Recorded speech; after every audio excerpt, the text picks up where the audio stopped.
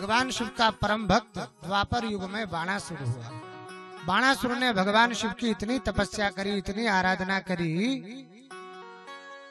कि भगवान शिव ने आकर के बाणासुर को वरदान में एक विजय स्तंभ दिया और कहा जब तक ये विजय स्तंभ तुम्हारे राज्य में होगा तब तक तुम्हारी पराजय नहीं हो सकती।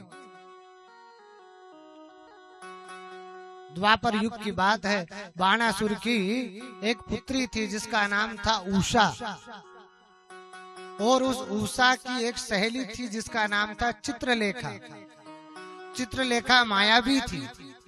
चित्रलेखा केवल विचार कर कर किसी भी व्यक्ति का चित्र बना सकती थी। केवल नाम बता दो कि अमुक व्यक्ति का चित्र बनाना है, चित्रलेखा उसको नहीं भी देखी होगी तब भी वह किसी का भी चित्र बना देती थी, नाम जानकर ही। यहाँ तक कि कोई कहे कि हमें सपने में कोई दिखाई दिया, कौन है नाम भी नहीं जानते, तो चित्रलेखा आपके सपने में दिखे हुए व्यक्ति का भी चित्र बना देती। बाणासुर की पुत्री उषा रात में जब सोई तो उसे स्वप्न आया, और स्वप्न में क्या दिखा कि उसको उसका प्रेमी दिखा जिससे उसका विवाह हो गया। जिसका विवाह होना है उषा के साथ वो दिखा। उषा ने प्रातः काल अपना सारा स्वप्न अपनी सहेली को सुनाया कि हे चित्रलेखा, मेरे स्वप्न में एक परम सुंदर युवक आया, उससे मेरा विवाह हुआ। मैं चाहती हूँ कि जो मुझे स्वप्न में दर्शन दिया तो प्रत्यक्ष में भी मेरा विवाह उसी के साथ संपन्न हो जाए। बोले कैसे दिखता है वो? तो बोले ये मैं अब बता नहीं सकती, पर चित्रलेखा तुझे इतना मायावी शक्तियां हैं, मेरे स्वप्न में जिसे मैंने देखा उसका चित्र बना, तो चित्र बना दिया। उषा ने पूछा कि चित्रलेखा इसका नाम क्या है? तो मायावी चित्रलेखा कहने लगी इसका नाम है अनिरुद्ध, और ये श्री कृष्ण भगवान का पौत्र है। मैं विवाह इसी से करूंगी, ऐसा कर मुझे तू इसके पास लेकर चल। अगली जब रात्रि आई तो मायावी चित्रलेखा ने आकाश में उड़ाकर उषा को लेकर गई द्वारिका।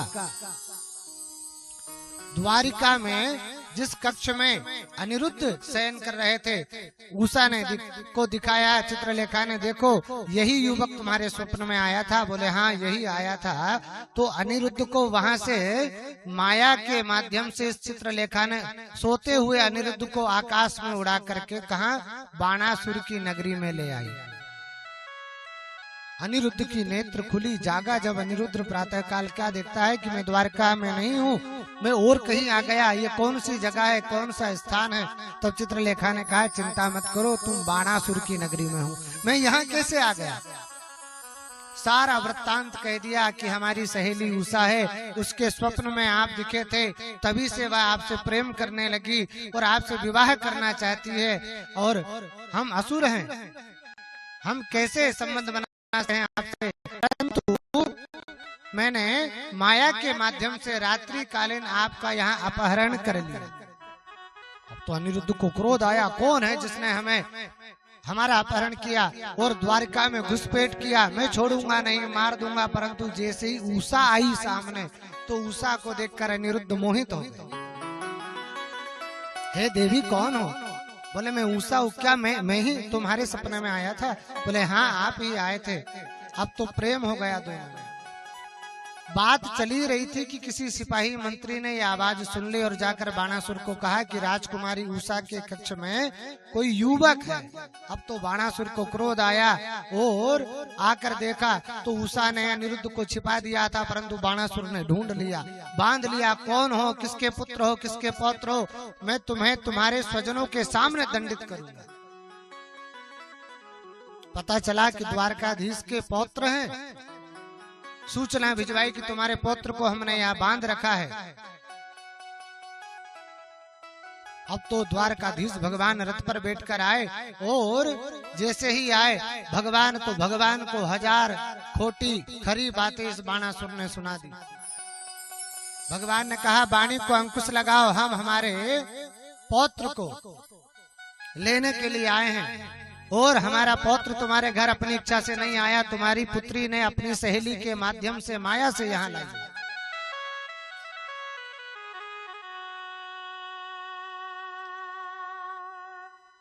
अनिरुद्ध को छोड़ नहीं रहा। बाणासुर भगवान ले जाने की बात करते हैं। अब तो युद्ध प्रारंभ हो गया। बाणासुर कहता है यदि लेकर जाना है तो युद्ध कर कर लेकर जाओ। भगवान और बाणासुर के बीच में युद्ध प्रारंभ हुआ। बाणासुर को विश्वास है मेरे यहाँ शिव जी का दिया हुआ विजय स्तंभ है, मुझे कोई नहीं हरा सकता। मैं जानता हूँ, मैंने सुना है कि ये द्वारकाधीश जो है श्री कृष्ण ये साक्षात भगवान है, परंतु मेरे भी देवादिदेव महादेव है, उन्होंने विजय स्तंभ दिया, मुझे कोई भी नहीं पराजित कर सकता। युद्ध छिड़ गया। युद्ध जब हुआ तो देखते देखते भगवान ने इस बाणासुर की हजारों भुजाएं थी, सारी भुजाएं काट दी। अब तो बाणासुर घबराया और कहने लगा, हे देवादिदेव महादेव मेरी रक्षा करो। क्या आपका ये विजय स्तंभ होने के बाद भी क्या मेरी पराजय हो जाएगी? क्या मैं हार जाऊंगा?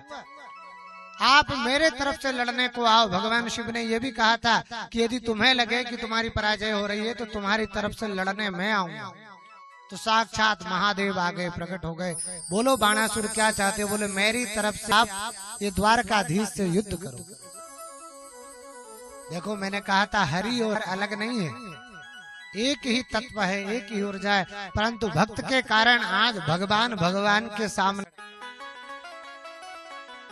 इधर से महादेव अस्त्र शस्त्र चलाते, उधर से ठाकुर जी चलाते। बहुत देर तक लड़ाई युद्ध चला तो बाणासुर को कुछ गड़बड़ी लगी। बाणासुर भगवान मैं बहुत देर से देख रहा हूँ, आपका एक भी बाण काम नहीं कर रहा है, और ना तो उनका बाण यहाँ तक आता ना आपका बाण वहां तक जाता, दोनों टकरा कर वहीं समाप्त हो जा रहे। आप समाप्त क्यों नहीं कर देते हमारे विरोधी को, हमारे शत्रु को? तब शिव जी ने कहा ठीक है मैं समाप्त कर देता हूँ, ये मेरा बाण तुम लो और बाण चलाओ, बाण चलाओ, हमारा विरोधी समाप्त हो जाएगा। शिव जी के दिए हुए बाण पर जब संधान किया इस बाणासुर ने तो क्या देखता है, जो द्वारकाधीश थे वे साक्षात महादेव के रूप में प्रकट हो गए। तो आश्चर्य में पड़ गया, अरे सामने तो मेरे महादेव खड़े हैं। तुरंत अपने महादेव जो रथ पर खड़े थे बाणासुर के, उनको देखा तो कृष्ण के रूप में शिव जी दिख रहे हैं। कभी शिव जी यहाँ दिखते तो कभी वहां दिखते, कभी ठाकुर जी उधर दिखते, कभी इधर दिखते, जान नहीं पा रहा। आश्चर्य में पड़ गया कौन शिव है और कौन कृष्ण है। घबरा गया, धनुष डाल दिया और अब तो दंडवत प्रणाम करने लगा। हे भगवान मैं जान गया आप दोनों एक ही है, कौन चंदा और कौन चकोर दोनों एक ही है।